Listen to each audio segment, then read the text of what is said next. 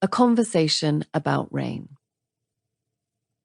19 years before she decided to die, Nora Seed sat in the warmth of the small library at Hazeldene School in the town of Bedford. She sat at a low table staring at a chessboard.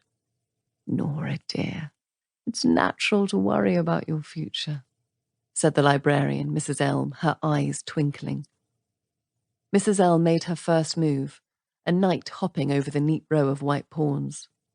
"Of course you're going to be worried about the exams. But you could be anything you want to be, Nora. Think of all that possibility. It's exciting." "Yes, I suppose it is.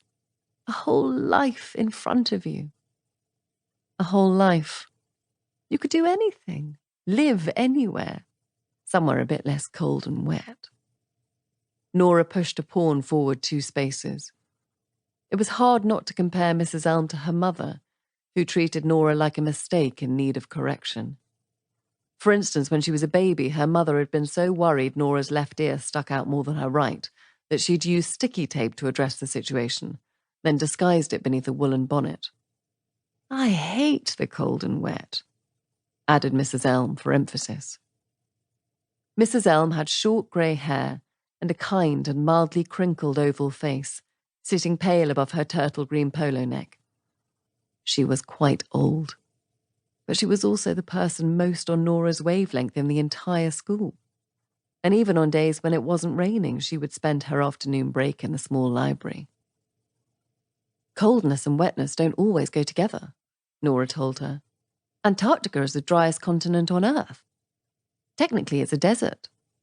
"Well, that sounds up your street." "I don't think it's far enough away." "Well, maybe you should be an astronaut. Travel the galaxy." Nora smiled. "The rain is even worse on other planets." "Worse than Bedfordshire?" "On Venus, it is pure acid." Mrs. Elm pulled a paper tissue from her sleeve and delicately blew her nose. "See? With a brain like yours, you can do anything." A blonde boy Nora recognized from a couple of years below her ran past outside the rain-speckled window, either chasing someone or being chased. Since her brother had left, she'd felt a bit unguarded out there. The library was a little shelter of civilization. "Dad thinks I've thrown everything away. Now I've stopped swimming." "Well, far be it from me to say, but there is more to this world than swimming really fast. There are many different possible lives ahead of you. Like I said last week, you could be a glaciologist. I've been researching, and it was then that the phone rang. "1 minute," said Mrs. Elm softly. "I'd better get that." A moment later, Nora watched Mrs. Elm on the phone. "Yes, she's here now." The librarian's face fell in shock.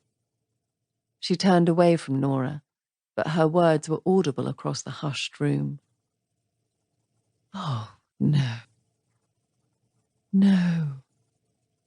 Oh, my God. Of course."